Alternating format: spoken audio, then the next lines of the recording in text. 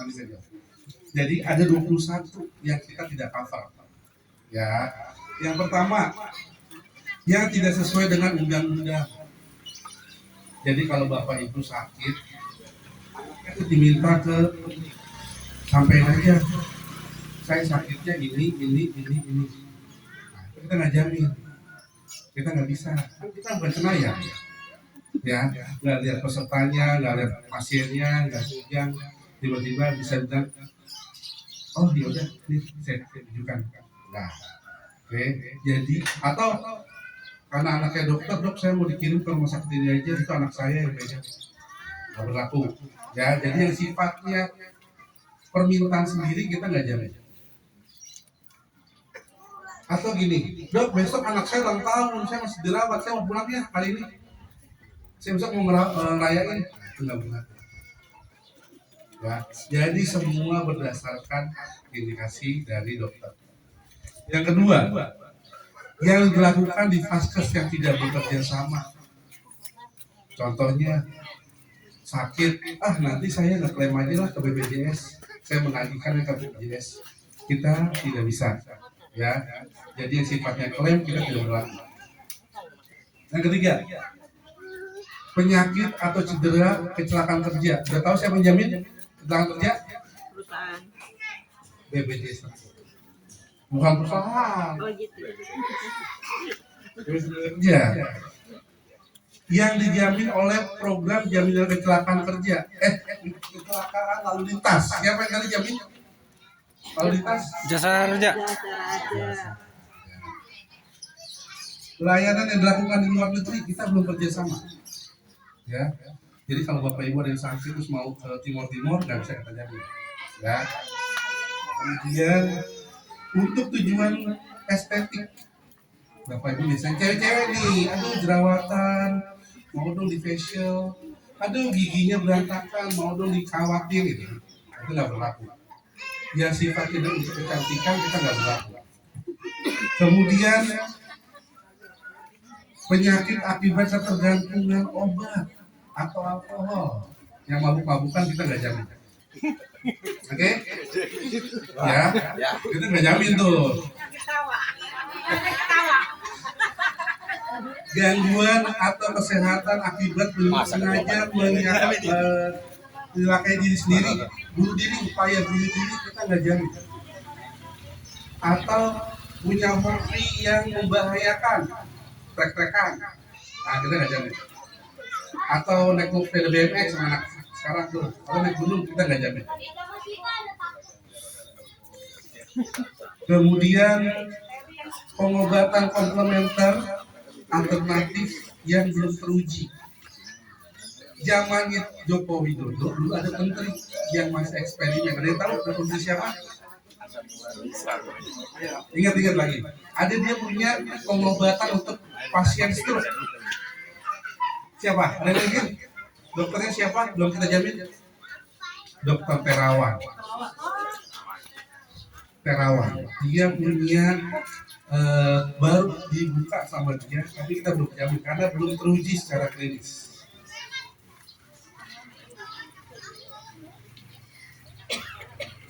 Kemudian alat dan obat kontrasepsi, perbulan rumah tangga akibat bencana masa tanggap darurat. Zaman dulu kita ada COVID, ingat ya? Itu semua COVID, selama COVID itu yang menanggung adalah pemerintah. Wabah, bencana itu yang menanggung adalah pemerintah. Yang penting pemerintah menyampaikan ini ada masa tanggap darurat. Itu kita nggak masuk di situ. Itu sudah pemerintah jaminannya. Pada kejadian tadi yang diharapkan yang diselenggarakan dalam rangka bakti sosial, sunatan massal, itu kita nggak jamin. Ya. Akibat penganiayaan, kekerasan seksual, korban terorisme, korban begal, siapa yang jamin? Ayo, ada yang tahu nggak? 25.000.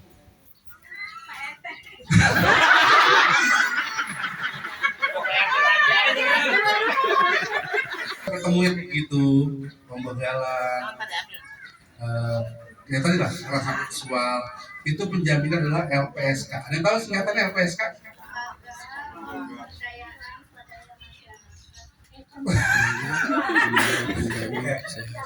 Lembaga Penjaminan Saksi dan Korban. Ya, itu nanti dia yang jamin. Oke, lanjut lagi. Yang berhubungan dengan Kementerian Pertahanan, TNI Polri, yang tidak ada hubungan dengan manfaat pendidikan kesehatan, yang sudah dijamin oleh program lain. Oke, ini menjawab pertanyaan tadi. Jadi seringkali ditanyakan,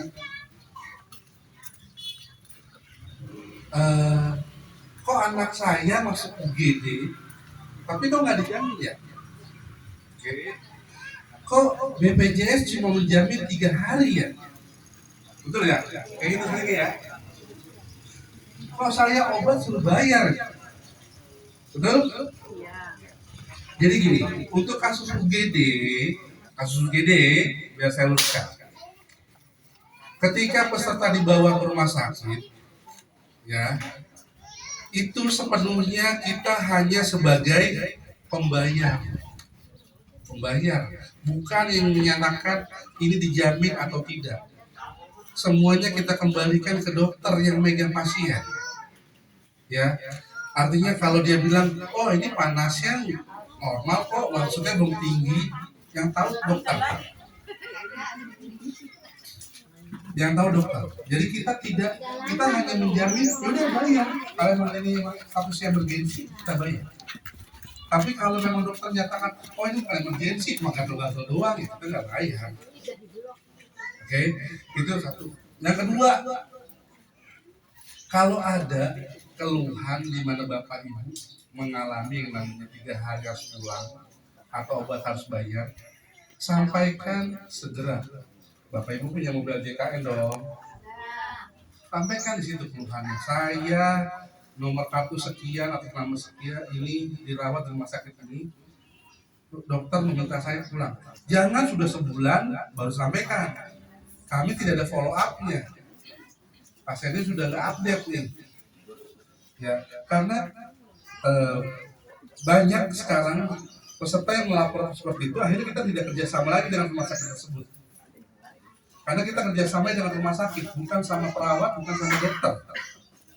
Artinya kalau ada penyalahgunaan atau penyelewengan di lapangan, kita nggak tahu kalau tidak ada laporan. Termasuk obat. Pak, obatnya cuma 20 hari ya. Yang 23-nya Bapak beli. Laporkan obatnya apa, rumah sakitnya apa, yang detail. Sehingga kita bisa langsung follow up rumah sakit, kita tanyakan ke manajemen rumah sakit. Tolong dicek apakah betul seperti ini. Karena selama ini laporan yang kami terima ketika peserta udah pulang, baru kita dapat info. Oke, jelas ya.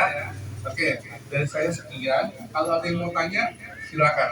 Sebanyak-banyaknya. Apa ya namanya, agak parah lah gitu ya, nggak hanya sakit yang biasa-biasa. Nah, kenapa obatnya itu hanya dikasih untuk 3 hari saja, sementara kira-kira nih kayaknya 3 hari ke depan belum sembuh. Nah, hanya 3 hari, sementara yang saya ya maaf ya PA kelas 1 sama obatnya dengan yang JKN yang gratis dari pemerintah gitu Pak. Itu pertanyaan saya. Makasih. Ada lagi mau tanya?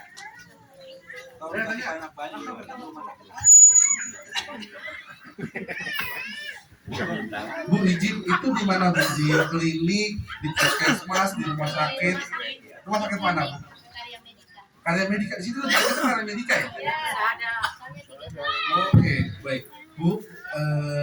Mungkin nanti saya butuh data Ibu dulu ya. Saya konfirmasi karena kan saya tanya ke dokternya langsung. Biasanya penyakit apa? Dalam, paru, jantung, saraf. Dan kalau itu dikasih 3 hari. Nanti 3 hari lagi udah datang lagi, begitu? Iya, nggak masalah lagi karena ya udahlah. Paling kadang-kadang kalau ada yang mau saya produksi daripada antri-antri, ya. Biasanya ingat ya obatnya apa sih? Buat nyeri sih Pak. Apa sih? Ya, oke, nanti saya butuh data Ibu karena saya harus cross check. Ya. Ada lagi mau tanyain? Ini salah satu ya biar peserta juga tahu ya kan kewajiban dia, haknya dia. Makanya saya harusnya di lapangan ya seperti itu. Tapi nanti kita tanyakan juga ke rumah sakit, apakah memang cukup 3 hari diberikan obatnya. Bisa begitu. Oke. Lain kali kalau ternyata kayak gitu langsung laporkan ya.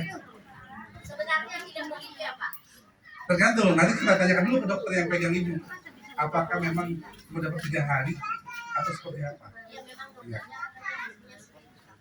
Iya, kalau banyak-banyak Ya, lagi. Ayo Bapak Ibu kesempatannya dua pertanyaan lagi ya. Boleh muda-muda.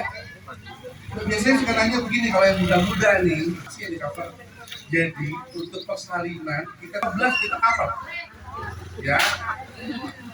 Cuma untuk peserta PPU yang tadi saya sebutkan pekerja penerima upah, dia cuma maksimal batasnya 3 anak.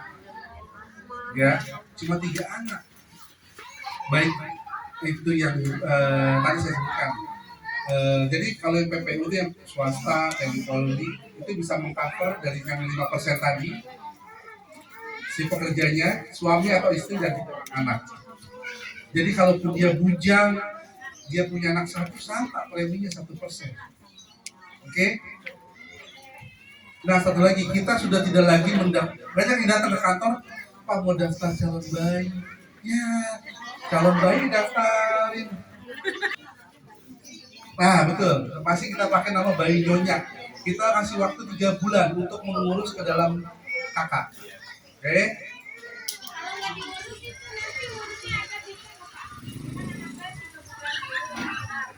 Kasih duit. Bu, biasanya nih, saya sampaikan juga, biasanya kalau yang gratis, seringkali itu banyak tuh datang ke kantor, ya elah anak pertama dia belum diganti, karena udah lahir anak 3. Itu yang 2 juga belum diganti namanya, masih bayi nyonya terus. Nah, clear ya. Jadi Kita jelasin ntar yang lain pada cinta semua sama saya. Saya malu kalau banyak peserta ya, banyak bapak ibu udah usia tiba-tiba datang nih, Pak, saya nunggak, saya nggak tahu besok nih mau persaingan pakai apa. Bu, ibu kan bukan kayak sakit demam berdarah ditusuk sekarang, besok sakit. Ibu udah 9 bulan, kemarin kemana aja?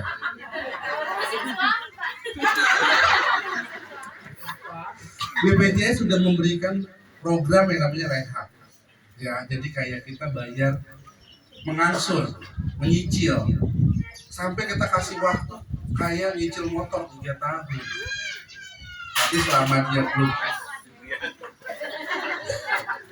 Tapi selama dia belum lunas, itu belum bisa pakai kartunya karena belum aktif. Atau ya bapak ibu yang menunggak silakan mengurus PBI APBD kesehatan. Siapkan KTP, akta, SKCM, ya. Biasanya ada 2 tambahan syarat. KWH itu KWH listrik. Jadi ada batasan kalau nggak salah 900 atau 1.300 yang diperbolehkan. Ya, sama foto rumah. Ibu tinggal ke dinas kesehatan Kota Parang, sampaikan ayah saya sakit-sakitan atau saya nih mau hamil, mau persalinan tanggal sekian. Sampaikan, bisa nggak kartunya aktif tanggal sekian? Ya, jadi paling yang kasus tadi yang menunggak cuma 2 arahan saya. Alihkan ke PBI APBD, sama kedua ikut cicilan. Tapi ingat, ketika sudah beralih, ya, jadi seringkali saya kan udah pindah, kenapa masih ada tunggakan? Nah, oke, ini seringkali terjadi. Bapak ibu yang pindah ke yang gratis, cicil utangnya itu tetap jadi kewajiban bapak ibu, tidak hilang, tidak hilang. Yang kemarin akhirnya jadi gini, saya bercerita. Kemarin tuh yang 11 juta yang dinonaktifkan itu ternyata ada yang komplain.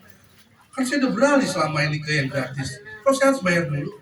Karena kewajiban Bapak belum dihapuskan sama pemerintah. Kita cuma memindahkan Bapak untuk sementara waktu ke yang gratis. Ketika nanti dinonaktifkan sama pemerintah, Bapak bayarkan dulu kewajiban Bapak. Baru bisa kita alihkan. Ya, Jadi pemerintah hanya mengalihkannya untuk pesertaannya, bukan tunggakannya juga dihapuskan. Clear ya? Oke. Yo, terima kasih kepada sumber tentang BPJS kita tepuk tangan buat Bapak Ronald.